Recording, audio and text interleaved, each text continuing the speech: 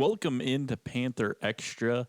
Gone is the superstar icon of last episode, Spot Petrick, but in is Courier Sports legend Jim Nelson, speaking high praise, heaping high praise.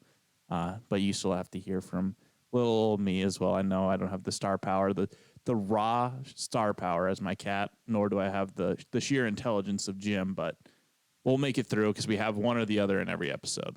Yes, hey, if you want to, we probably could, have an office cat if you wanted to bring into work. That wouldn't Spot is not an office guy. He would not be friendly. No, he's figured out how to get underneath the couch, and so now he'll lay in wait under the couch. Mm-hmm. And then the moment you sit down, he attacks your feet. So no, I don't think he'd be appreciated in the office. I like that cat. Keeps you in line.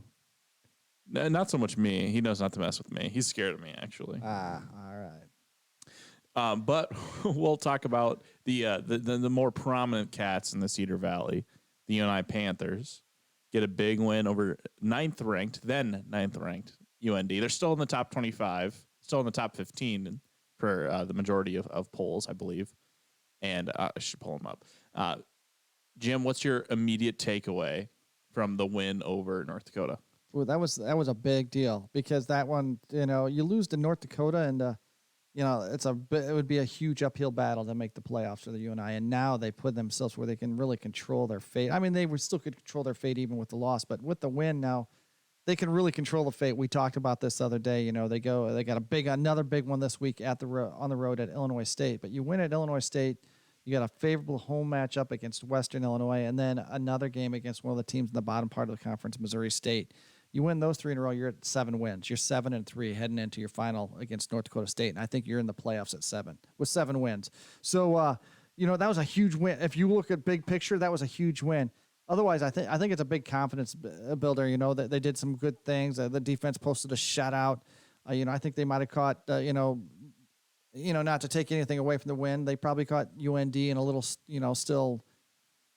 It was a trap. It was a trap game. Yeah, riding high from their win over NDSU. But UNI played well. They played really well and did a lot of good things to win that game. Even, North Dakota couldn't do much. They, and UNI was all over them. The defense was all over the quarterback. They didn't allow him to do a whole lot. They forced some turnovers. I mean, that was an excellent performance for them. It was a big win on, homecoming win, a big win, and one they needed that really could propel them to a big second half of the season. And, we talk frequently about November. Farley in November is typically really good. So typically really good. What hasn't been really good for UNI is the respect in the polls of late. For whatever reason, I'm waging war on the polls every week, apparently, because you look at it, Northern Iowa squeaks in at number 23, and North Dakota is up at 15 in the Stats Perform poll. UNI is still on the outside looking in the coaches poll. They're the number one team receiving votes with 65. They're trailing UC Davis at number 25, who has 82 points. North Dakota is number 17 in the coaches poll. And UNI play-by-play guy, J.W. Cox, got into a little bit of a Twitter discussion with Sam Herder, who is one of the more prominent national FCS analysts out there. And he basically, in his column this week, he does one every week where he goes through his ballot for the Stats Perform Top 25, and then he just kind of takes a couple of teams and talks about them a little bit. And he said, UNI, I have them in my top 25, but they looked inconsistent in a 27-20 win over Indiana State. And then he just had some more rationale for why the Panthers shouldn't be very high after a win over what was number 11 North Dakota last week. So JW just points out, he's like, this is really irritating that you're nitpicking a win, basically. And I tend to agree with JW. We'll get to Coach Farley's comments because I did ask Coach Farley about that on Monday. But what's your initial reaction to hearing that rationale for keeping UNI low in the polls after a huge win like the win over North Dakota? I'm surprised they weren't in because there's some teams in that, quite frankly, if they had to come to UNI in the playoffs, let's say neither of those two teams came to playoffs, but he's ranking them ahead. UNI is going to win that game. There's just some teams that give them some rankings. They give them some rankings. Traditionally, UNI would handle them easily in the playoffs, and it's happened time and time again. That's my thought about it. UNI should be ranked, but they've done just not enough to warrant a higher ranking or to be cemented in the rankings. Uneven or whatever, it still was a road win at Indiana State. They got to win. Yeah, you would have liked to see them be a little more impressive. But that was impressive. And then obviously the following week, they didn't look good against South Dakota State. So and then it's a big win over North Dakota. So what are these Panthers? Whom are they? I would say the North Dakota win was pretty impressive. The Idaho State win was a win on the road. We'll just call it that. That's what it was. And then they weren't very good in Brookings. So how do you gauge this team? Where are they at? They're probably somewhere in between. They're better than the team that lost handily to South Dakota State. But, I don't know. Are they top 15? I don't know. The time will tell. But they'll be top 15 if they take care of business this week. I love putting you on the spot, so I'm going to go ahead and I'm just going to name the 7 teams that are ranked ahead of UNI after North Dakota. So North Dakota's fifth in the Stats Perform Top 25, which is the media poll. There are 7 teams between number 15 North Dakota and number 23 UNI, and I want you to tell me if you think in a neutral site who would win. Neutral site, okay, fire away. Yes, I don't want to give anyone the advantage of home field here. All right, I'd even give you the home field advantage to the other team. All right, number 16 Florida A&M. They're 6-1. UNI would beat them. Chattanooga 6-2. UNI would win. Central Arkansas 5-2. I don't know. That's got a former Panther quarterback, so that could be a fight. That could be a dogfight. Yeah, that even. Even. All right. Toss up. Double overtime game. Villanova 5-2. The CAA team there, they're pretty decent. It's hard to say because I don't know as much about the East Coast game, and that's part of these polls too. Is the East Coast, Midwest, traditionally good team. I would say I'd call that an even too. I'd call that even money. Austin P, the Governors 5-2. I think UNI wins that match. And then probably the most egregious one I would say here, Lafayette at 6-1. Steve Stylianos, Iowa tight ends, former home. Yeah, I think that's a Patriot League team. No, they are. What are they? I can't. I'll let you know. I think it's Patriot League, Lafayette. So I would say UNI would be favored in that game by a touchdown. And then the final team that is ranked ahead of UNI, but after North Dakota, it is a Patriot League team, is William and Mary the Tribe at 4-3, same record as the Panthers. Another CAA team, I think. So if I'm right, or Southern, I can't remember conference. I get the conferences sometimes mixed up. But that one I would probably call that one even money too. I just think UNI is in the mix of those teams. If you wanted to group some teams together, UNI is in that mix of teams. So throw them in a bag, pull them out every week, and rank them differently. But I think UNI is a top 25 team. I think they got an offense that's a top 25 team and an offense that's banged up big time, and they're still finding ways to put up points and score and win games. So when you get in that poll, that 15 to 25, I really think those are same tier teams. It's pretty close to same tier. There's a couple maybe that teams that are a tier lower, but they're having good years.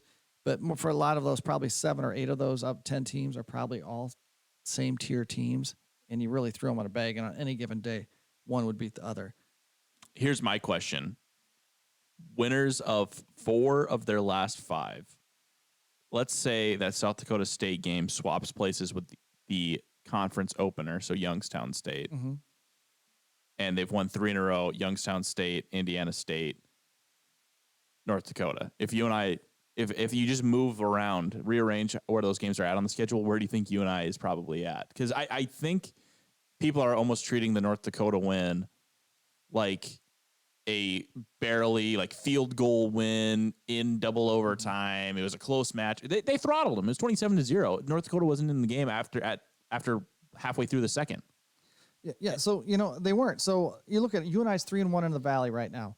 I take those teams that are ranked ahead of them and have them play that same Valley schedule, and what would their record be afterward? And I don't know if they'd all be 3-1. And play a formerly ranked Weber State team in week 2 and play Iowa State in week 1. I don't think that you're going to get. I don't think they would be 3-1 in conference play if they had to play the same conference schedule. Right at this point in time, a lot of those teams I don't think would be 3-1 in the Missouri Valley. You can find the video of Coach Farley's comments on my X account at Ethan_Petrick. But when I asked him about it, he just said it's ridiculous to try and compare when you're playing in the Valley, because every game in the Valley is tough. And he basically says he puts no stock in the polls. And you're foolish to try and put stock in the polls. So he was basically calling me an idiot for asking the question, because I don't value the polls, but I like to ask questions when there's national discussion about the team I'm covering. I really say it's all going to be a moot point here. They go if UNI goes and plays against a team, another team. I'm hard to really read.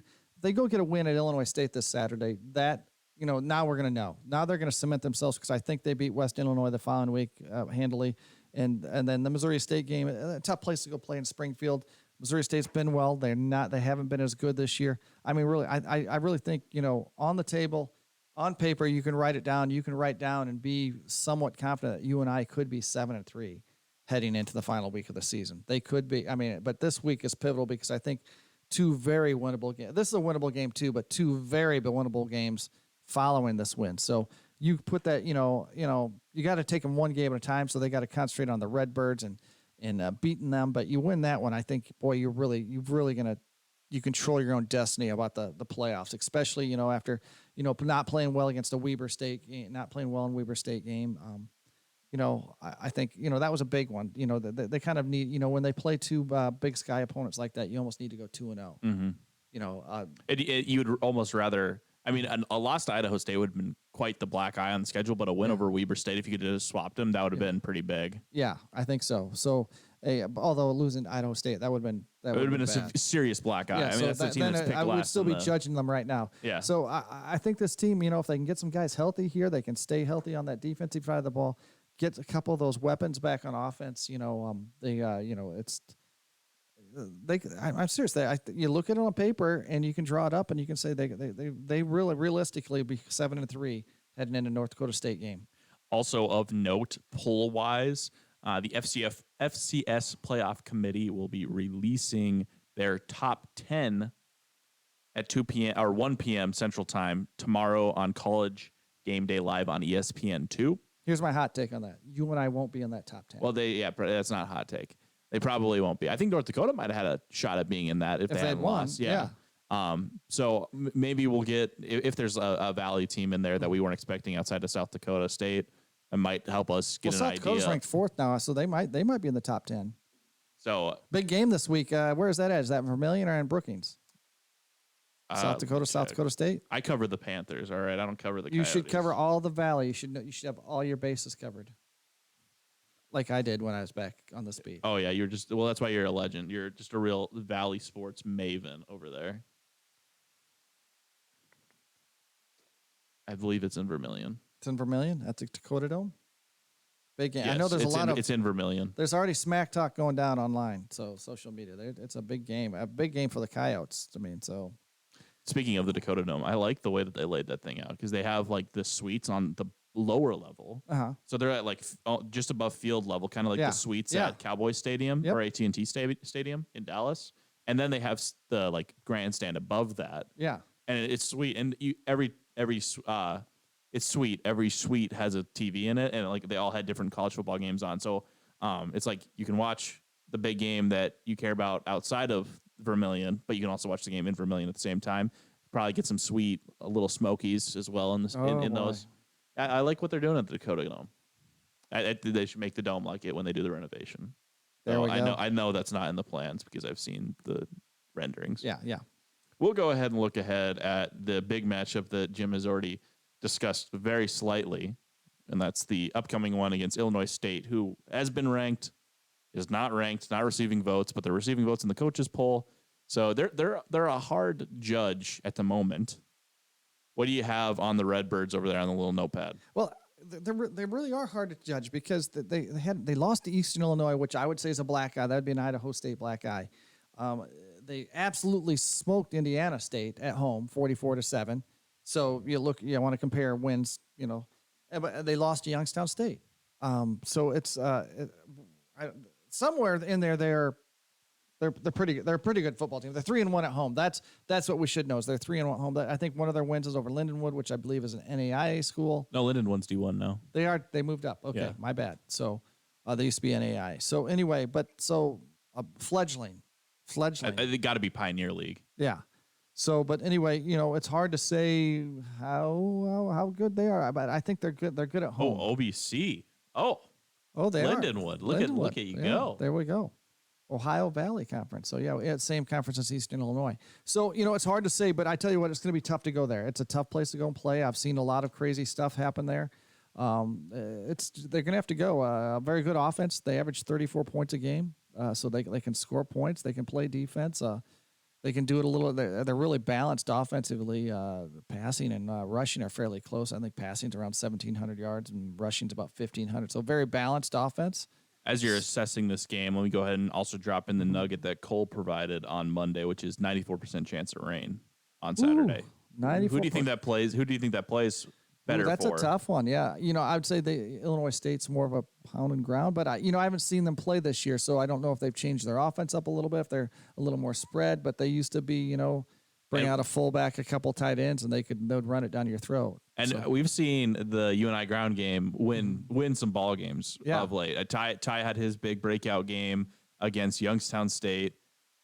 Then it was Harrison Baboui against Indiana State, and now it's Amari Pezik-Hickson, who's had 180 rushing yards last week, converted from linebacker. I'll have a story on that. I'll have the scoop for you. I tell you what, that could be the story of the year, because you're questioning after they lost their primary runners last year. What was that running back group going to be like? And they've really found, unfortunately, two of them are hurt, but they really found a nice balance there. To actually go get Amari and plug him in there, and he had the best game of them all, probably. I would say that was probably one of the best running right back games that UNI's had in a while. Rushing games, one of the best rushing games that UNI's had in quite a bit. His first half production, I can't remember what he finished with, but it was like already the third best running performance of the season by the time they reached halftime. He got more attempts than any running back has gotten this season. Now you're looking at that saying, well, if they were in a positive game script and they were winning handedly, you want to run the ball a lot in the second half to kill the clock.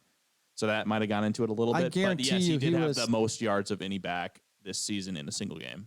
Guarantee you, he took several ice baths the next day. He took naps in the ice bath while watching NFL football on Sunday, because he carried the ball a lot, and he looked a little tuckered out at the end of the game there. At time of recording, I'm an hour and 45 minutes out of an interview with Amari, so I'll go ahead and ask him how many ice baths he had after the game. How about that? Yeah, ask him. Ask him if he took a bath while watching the NFL games on Sunday, because but it was impressive. The thing is too is he didn't take a lot of hard hits. I'm sure he took some hard hits, but there were some holes. You got to give credit to that offensive line. They really paved the way on that game. They figured something out on the line. Yeah. It was a real problem for the first 3 weeks of the season, first 3 weeks of the season. They figured something out there. I think they like their unit. Josh Volk isn't listed in the two deep anymore, but half the time he's their starting right guard.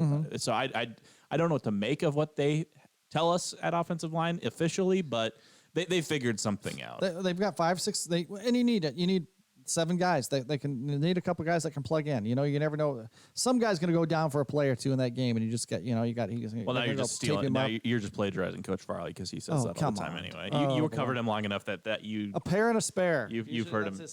That's his thing. I need two starting safeties and a spare. I'm going to go ahead and give you 3 numbers. I love this. And I want you've kind of already gotten to these 3 numbers, but I want to make the Panther fans aware of this as well. Looking at the Redbirds, they're number 20th in all of FCS in total offense. They're averaging 422.4 yards per game. Total defense, they're number 19 in the country, and they're only giving up 315.9 yards per game. This is going to be the best defense statistically that UNI has played since that unfortunate showing in Brookings 2 weeks ago. And then number 15 in scoring defense, they're only giving them 19.57 points per game. How do you think that plays for the boys in Cedar Falls? Well, I tell you, they got to value the ball. They got to hold on to the ball. They can't, if anything like they had in Brookings, and it's a night game over. I'd say it would be game over against Idaho State if they did that too. Yeah, though. so you just can't, 5 turnovers. That's an anomaly, but even like 2 in the first half, that maybe lead to some Redbird scores, because I think they Redbirds play good enough defense, and their offense is pretty good with Zach. I'm going to Annexstad. That's what I was going to say. Fun fact about Zach Annexstad: he was the quarterback for Scott Frost's first win at Nebraska. There we go. Nebraska transfer then, eh? All right. Minnesota transfer. He was the Minnesota quarterback. Okay. So he was the opposition quarterback. That's all right. You're right. I did know that. Yes. Yep. Minnesota guy. So anyway, but anyway, he's done a good job running that offense. A lot of passing yards. I think he's second to Theo in the league in passing yards, if I'm correct. So yeah, it's a tall challenge, but it's a very winnable game. I think UNI goes if they can play somewhere, find somewhere between that Idaho State / a balance of Idaho State / North Dakota victory. They can do it. I think they're a much better team now than they even were when they were at North Dakota when they beat Idaho State. I think they're a better team. I think they got some things. You hope you see some of those guys that are banged up. I don't know when do we have word on when Bill Belkin will be back in the middle there? Give him another defensive stopper. We know that both him and Ty are of similar status in that Coach Farley thinks he's going to get them back every day and doesn't get the news he wants to hear. So, famously cryptic on injuries, Coach Farley. That's what we know. We know he never gets the news he wants on Ty, and then we know that Ben is the same as Ty. So, you need. I think that's a missing piece there too. UNI's got to be. They can't give up those big. And that was something they didn't do against North Dakota. They didn't give up a big pass play. I think the one time they did, but they came up with the stop. And they came up with stop. Yes. Yeah. So I think it was when they forced 3 and out, or they forced a turnover on downs inside the red zone. Yeah. So deep inside. They were already up big, so North Dakota probably could have got the field goal. They'd already missed a field goal, so maybe you've lost faith in your kicker at that point, so you're going to go for it anyway. But it was like fourth and goal from the 14, I think it was, and it was an incomplete pass. So. That's still a big concern. They're still giving up those passes over the top. So, they can't have any more of those breakdowns. But I think a very winnable game here on the road in Normal. I think hopefully they'll get some victory portellos after the game or something like that because that's the wish. I think it's just a winnable game. I think really a lot to play for here, and a chance to rattle off a 4-game win streak and be 7-3 here. 10 games into the season with 1 game to go. To get you a bonus number that matters, if that's what we're going to call this segment, numbers that matter. Numbers that matter. We're going to combine it with Jim Knows Nothing. Does Jim know the turnover margin for the Redbirds? Holy cow. I was looking into that, see how many turnovers, but I would say it's somewhere +5. Wow, you are dead wrong. They actually have the exact same turnover margin as the Panthers, -4. Dang.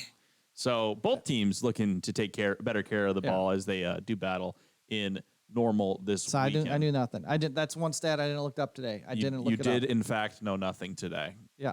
How exciting. So we'll go ahead and wrap up the show because we were both. I don't know when you got there. You just kind of appeared with the camera in your hands, but you were in attendance for some of Men's Basketball Media Day. Yes. I was obviously there for the entire thing, so I got to hear from Coach Jake. And what I asked him, and I thought I got the most telling quote possible about how he feels about his team, which every coach is going to be confident going into a season. I don't think I've spoken to a collegiate coach one time that has ever said, well, I think we're going to be terrible this year. You can kind of read between the lines when they say, well, we're going to be young, but we think we have talent. It's like, okay, you're going to experience some growing pains, and that's kind of what we got from UNI last year, and that's kind of the message we got from Coach Jacobson last year. It's like, we're going to be young, but we have a lot of talent. It's like, okay, there's going to be some bumps. Not the message we got this year. The message this year was we're older and we are just better. That's the number one thing that Coach Jacobson said he could feel in the lead up to their scrimmage against Wisconsin, what he could feel in the scrimmage against Wisconsin, who's got a bunch of old guys playing the Big Ten. I don't care who they lost. I framed the question that way. I was like, I don't know who they lost, but it's a Big Ten team. Yeah. They're going to be, and they're normally a top tier Big Ten team. I don't know how they finished last year, but that aside, felt good. Felt like they were just better. And they played Wisconsin in a scrimmage before last year. So that was the comparison I wanted him to make. Hearing that, Jim, what's your takeaway from Men's Basketball Media Day if you could pick one? So it'll be an overgeneral answer here. I'll try to keep it brief, but I think better defensively because and he talked about that they're going to be much better defensively. They weren't, and he said it. He flat out said we sucked at defense last year. But until the last 2 or 3 weeks of the season, and then they got better. But it was awful, not sucked. Well, sucked, awful. That's same, sort of. They were bad at offense or defense last year.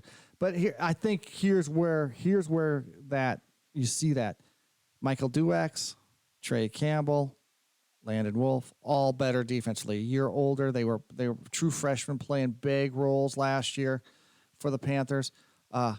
Nate Heisey's back. Mhm. You know, now 4 guys, you know, 3 guys that have a year or better, a veteran back who can score points. You know, you got a potential player of the year and Bowen Bourne. You know, now the big thing is what they get in the middle. You know, they got to transfer the kid from Loyola Houston. Chicago. Loyola, Chicago. But the kid's name's Houston, isn't it? Hudson. Jacob Hudson. Yeah, but with a T, right? Hudson. Hudson? Yeah. Hudson. Yeah, all right, Yeah. Hudson. All right. Not like the town in New York or the river in New York or the town like Yeah. 6 minutes away from us. Okay. Hudson, but with a T. Yeah. Yes. Okay. I'm making a T sound, not a D sound. All right, sounds good. So Hudson, you know, they got Hooked a on kid in the middle, phonics. a big 6'11" kid. You know, Chase Corbett sounds like he's made a improvement. So they can play defense. This, you know, when Jacobson feels confident in his defense, yeah, that's you know he's got something because they can score points. I think they're going to be able to score points. There's some explosive players in that bunch. They can defend. Now you got a team that's going to do things that's a UNI team. They're going to do some things. You know, what's that say? What's that in W's and L's? I don't know. Where's that? What tournament, postseason tournament they're playing? I can't predict that, but I think, you know, he feels that he's got something, barring injuries. He's got something they can do some damage. I'm glad you touched on the Loyola Chicago transfer. He was there when the Ramblers were still in the MVC, didn't really play a ton, got a little bit more playing time after they moved to the A10, but ended up in the portal. And I didn't ask Coach Jake about this on Monday, but I did ask last week during Valley Media Day in St. Louis, but I did it via Zoom. I asked him, you know, you guys kind of lacked size in the middle last year, and it kind of felt like you guys would get beat in the paint because you didn't have anyone to defend the big guy on the other team. Is that why you went and got this transfer from Loyola Chicago? And he responded affirmatively, like, yeah, that was something we were missing last year. That is why we went out and got Jacob. And the implication there is like that they expect Jacob to be that stopper for them that they were lacking last year. And he spoke very highly again of Jacob Hudson on Monday at Media Day. And I kind of got the impression that he's almost locked himself into a starting spot.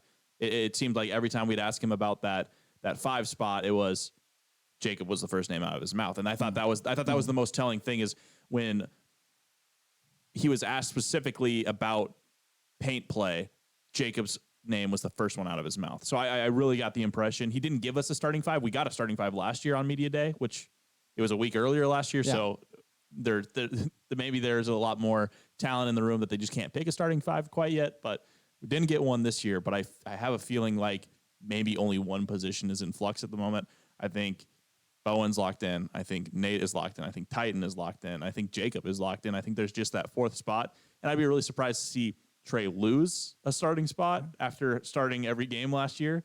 But you never know how the cards are going to shuffle whenever you have what do you a need? new season. What do you need? Yeah. Is Michael Duex a better matchup in this game? He played very well in relief of in filling in for Nate Heisey last year. And like Coach Jacobson said, right behind Cade Tyson, he probably would have won Freshman of the Year. Mm. So I think Duex has done enough to maybe earn a starting spot. So I think maybe it's just those 2 guys. And Duex has got a little bit more size because he's a combo guard / forward, and Trey's just a guard. I kind of stomped on your comment there. Go ahead. No, it is because you look at what they played. So last year's James Belts, but not a bad player, but he's 6'6". Mm-hmm. His backup was a walk-on, 6'6" Drew Daniel. You know, I mean, so and then there was Chase Corbett, who was a true freshman, was a sophomore last year. I might be wrong. He might have been sophomore, second year freshman, maybe redshirt. You know, who was still coming along. So who brings size to 6'10" or so, 6'9", 6'10". So, but you know that's what they were playing with, and a coach talked about it. They were undersized. They were definitely undersized. You know, Titan Anderson's he's 6'7", but you know he's a tall, skinny 3. You know, maybe a 4. Mm-hmm. You know, Corbett was a redshirt freshman last year, so sophomore this year. Still, he was still growing. He's still growing. They were still building him up to be, you know, the rigors of playing inside. So, and it sounds like he's added the size they need, and he's going to be able to contribute some more this year. So, but yeah, they needed something in the middle. Just to, you know, you can get by with a 6'7", 6'8" guy, but you know they were pretty small. You know, for a Division I team, they were pretty small, and. But the way they were playing down the stretch, they made things interesting. You know, what they won a game at the tournament, and they played it pretty good, I believe. Bradley, they played a good game against Bradley. Yeah, and then they played not too bad. Yeah, they lost to Bradley, right? Yeah, they lost to Bradley. Yeah. Limited rank Mass to like 2 points. It felt. Yeah, just they played a good game. I just remember that they were in it. Bowen scored like 40 points in that game. Yeah. It was nuts. Somehow Bowen got left off the all-tournament team. I guess that's the peril of playing 2 games at the tournament, but played amazing in that win against Illinois State and then went insane against Bradley only for the Panthers to lose. And that's likely what left him off. But Mass did not have a good game, and he got like all-tournament team, like the second highest votes. So I was really displeased with the voting on that. Yeah. So anyway, I think this team, he's got all the, when he he starts talking defense and they weren't better, and he says they're much better defense this year. They're going to be, now Jacob, he's not giving you any coach speak. He's feeling they've made progress in that defensive end, and that's where they win games. They win defensive games. They can score points, but that's UNI best teams. They could defend, and they could defend at a high level. We'll wrap it up with the preseason poll. I'll tell you that Bowen was on the preseason first team and Titan was on the preseason second team, and that was all the more UNI had represented on any of those 3 preseason All-MVC teams. The preseason poll, though, gave some interesting numbers. Drake, number 1, 24 first-place votes, 558 total points. UNI, 19 first-place votes, 524 points, number 2. It's a closer vote than I think a lot of people would have expected, given Tucker. That's a solid Drake team, yeah. Tucker DeVries is back. Darian DeVries is still at the helm. A lot of people thought that package deal was going somewhere else this offseason. Didn't end up happening.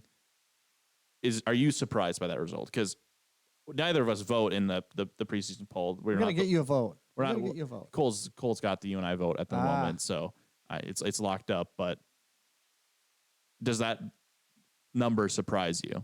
No, I don't think so, because I truly believe what they got back in the year of growth, and they didn't lose. UNI didn't lose much. Who did they graduate?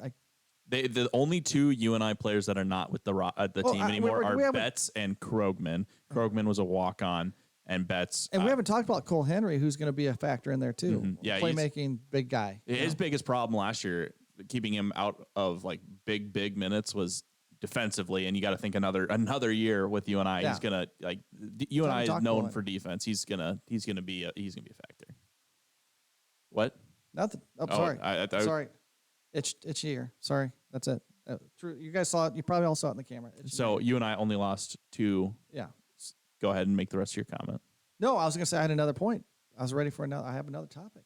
Oh, you have another topic? I got another topic. Give me 5 more minutes. Yeah, you got plenty. We're good. All right. Well, hey, we got to get a shout out, a sellout for the Iowa UNI women's game. I thought of mentioning that as well. Yes. So great them. That's going to be outstanding here coming up. November 12th, a Sunday. The Courier will be in full force there. What a special day it is. But I saw this the debate online, and I thought on social media, and I thought this is interesting to talk about. I don't know if it was games feasible. At 2 p.m. before 2 p.m. Yes, 2 p.m. on the 12th. Correct? Yes, November 12th, Sunday. 2 p.m. Sold out. McLeod Center. And Sold out. So I don't know why. I think ESPN's going to be there. Maybe. I don't even know why we're telling people what game it's going to be on, because you can't even go to it anymore. It's going to be on Panther Sports Network for TV on Channel 15. All right. And KCRG 9.2. All right. So, but I think I saw this debate. Oops, sorry, knocked my microphone out of the way here. I saw this on debate. Would it have been wise for them to move that game to the Dome? And I'm going to give a pros and cons. I'm going to go pro for it and con against it. Pro. Are we pretending like they still have all of the things that they need to make that happen? Because I doubt they still have like the court and the basketball hoops and the lights. You can't pick up stuff. the court from the McLeod Center move. I know they can pick that court up. I know they can, but it's probably a different setup putting it on turf. And I'm sure you could probably get a stage and put it on the stage. And we're also just going to ignore the fact that the high school football playoffs are. Yeah, but it's a Sunday, man. It's Sunday. The game's on Sunday. Okay. All right. Now, let me have a pro or con here. I'm just making sure we're establishing that we're just ignoring the 2 things that are making it not happen. I was going to bring that up, but you want to jump ahead. All right. You want to jump over my topic? Go ahead. So I'm just saying, let's say we could move it to the Dome. Okay, they sold 7,000 tickets. I don't know what the average price is. I'm assuming $50. So, what is that? $350,000. That's pretty good. Potentially over the Dome. I don't know if they can do the 20,000 or 21 they did when in 1990, I believe it was, when UNI hosted Iowa and men's basketball and they put it on the stage, and I was at that game. That was incredible. I don't think they can do that, but what say they could put 18,000 now? You at $50 a game, or you might be able to do some premium seats. You know, you can $200. You know, 1,000. I'm saying, would it been beneficial to put it over there? Now, with that said, high school football playoffs, you probably need a day or two to set up. So the high school football playoffs are going on that weekend. That kind of rules it out. 2, equipment. Can they move the rims? Can they move the court over there? And then we know they probably have to rent some chairs. They'd probably have to rent some platform to put it up on. Mm-hmm. So would it be cost effective? How much what you gain in concessions and extra ticket sale? How much are you spending that to put it over into the dome just to do that? But I think here's the thing. So that's why I think that's not going to happen. I think it would have been, it's cost prohibitive to the high school football playoffs. They'll play well into the afternoon on the Saturday before the game. And I'm guessing both teams would have wanted to get in there for a workout if it was possible. And there's no way they could turn that around. I mean, they would have had that workout at like 2 a.m. if they both wanted to have a shoot around, the day before or something. They could have a shoot around in the morning on the day before, but I think both teams would have had like the practice in the dome.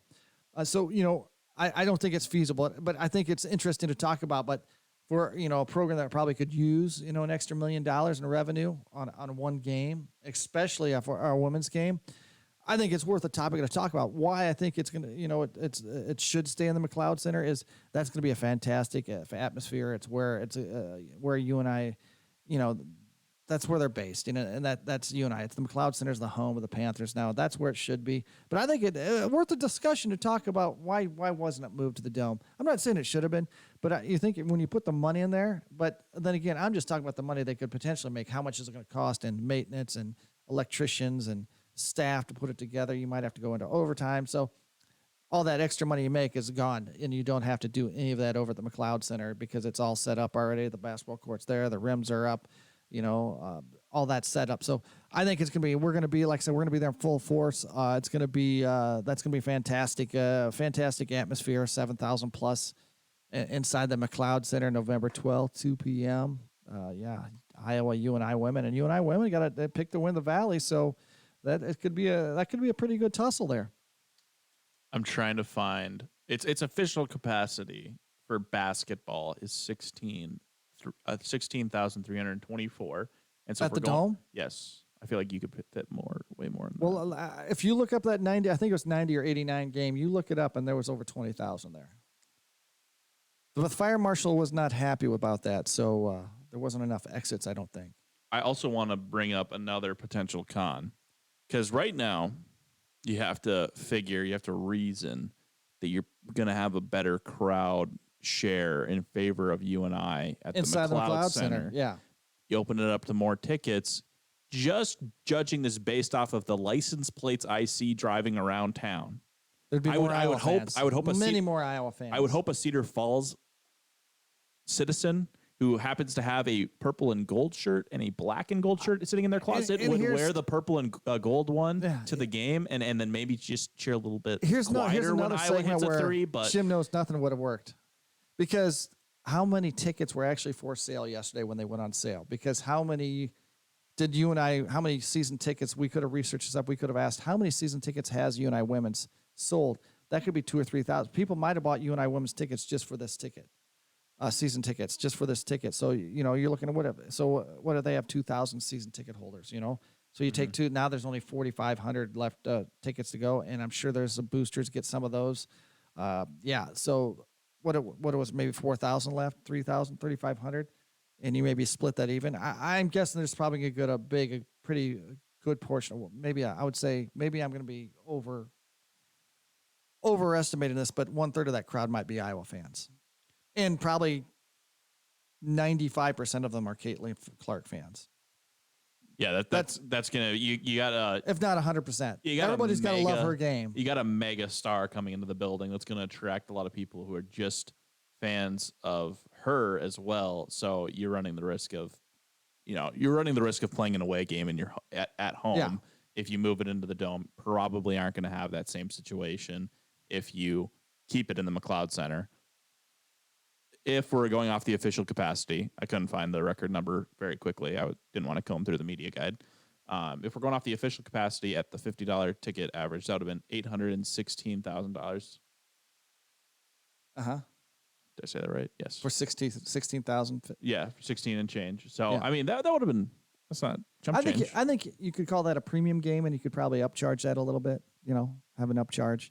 Maybe make those. The low number I saw for standing room only was $40. So 50 is probably a little low on the average ticket price. So, but when you but supply and demand, that's for a smaller venue. Yeah. You make it in the Unidome, then you're going to sell a lot more cheaper tickets as well. So supply and demand wise, $50 might not be the worst number we put out there, but I think it was smart to keep it in the McLeod Center, which I think was your ultimate conclusion from that as well. My conclusion too I think it was worth a conversation to say, why not? Why not? Why not? I mean, could they have made $2 million? Because you put 18,000 in there, you might make, I don't know if you make $1 million on concessions, but you might make a couple 100,000. Mm-hmm. 18,000 people get thirsty. They sell beer in there now, so I mean, there might be a few Busch Lights sold. I'm just saying. Since I've taken the negative side of this, Iowa has more experience playing basketball on football fields this year than UNI, so that'd be a distinct disadvantage. But I can tell you, when I went to college here, the Northern Iowa women's basketball team played in the Dome. So you want to know that there was no such thing as a McLeod Center. That was like 30 years ago now, 40 years ago. What tragic about that? They tore down Rocky Rococo's Pizza to build the McLeod Center. It's tragic. There used to be Rocky Rococo's there. It wasn't a Rocky Rococo's anymore when it got torn down. It was like a business center. But when I was in college, people who know Rocky Rococo's, great pizza. I mean, if this establishment would like to sponsor us, that would be fantastic. There are still some Rocky Rococo's alive. They're over in Wisconsin. You can find them in Wisconsin. Not talking about them. Oh. I'm actually going to... Rocky Rococo won't want to sponsor us after I make this comment. If this establishment... I'm not going to name them because I'm not giving out free sponsorships anymore. But if the pizza place that has a couple of locations, one on University, one over by West... I know what you're talking about. One in downtown Cedar Falls, a pretty new one in downtown Cedar Falls. There's one in Clear Lake. There's one in Clear Lake. There's one in Waverly. Olathe, Kansas. There's one in Olathe, Kansas. Overland Park, Kansas. Yeah, There's one in Des Moines. Yeah, it's got a fun, unique name. It's got an acronym name.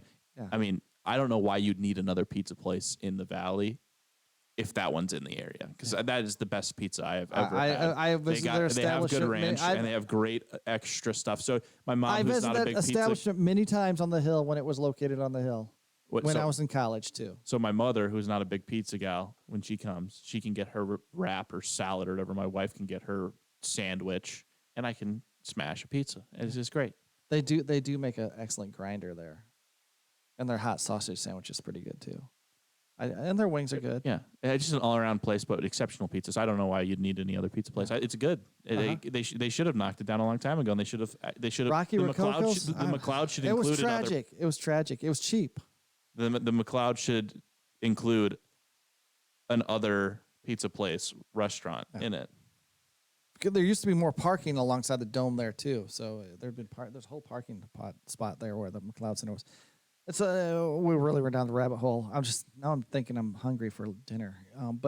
No, I can't wait. November 12th. It's going to be fun. Well, when I'm really hungry for dinner is when I walk through the tunnel to go to interview the basketball players, and they have a stack of the pizza from the place I just described sitting there for them to eat after the game, and I have to just smell it and then hope that the little Dasani bottle of water that I have is enough to sustain Sometimes me. they have some pregame food in the back there. You got to go into the media room. I've never. I've not partaken. They must have taken away that perk. There's they know Ethan's there. Sometimes there's like little. They have like a little accordion door setup thing, so it's on the other side, so I can smell the little smokies that they have back there. That's for the TV boys, but they used to give us something. Sometimes I go over at the end of a game and steal a cookie if the cookie tray is still there. Yeah. So I have done that in the past, but yeah. All right, you and I look at that. We got a thief in the business here. I asked Joel if it was okay, and he said it was okay. He said it was okay. All right. It was one sugar cookie left. I don't think that's going to put them out of business. And that was not me. If any of my university professors are listening, that was not me taking a gift from. I remember that lesson.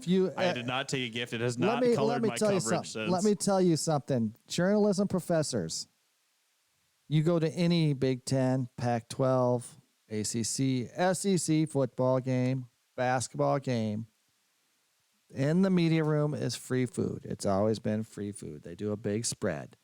Doesn't mean I won't lambaste the home team if they play poorly. And it doesn't change. But I appreciate the meal. And I bet you the referees got a meal in Iowa City on Saturday, and they still decided to absolutely destroy that game. But that is a topic for a different show, not named Panther Extra. This has been Panther Extra. Thank you for watching. Jim was back. He was fantastic. Spot wasn't here, but he is still fantastic. I'm okay. Thank you for watching. We'll be back in a week.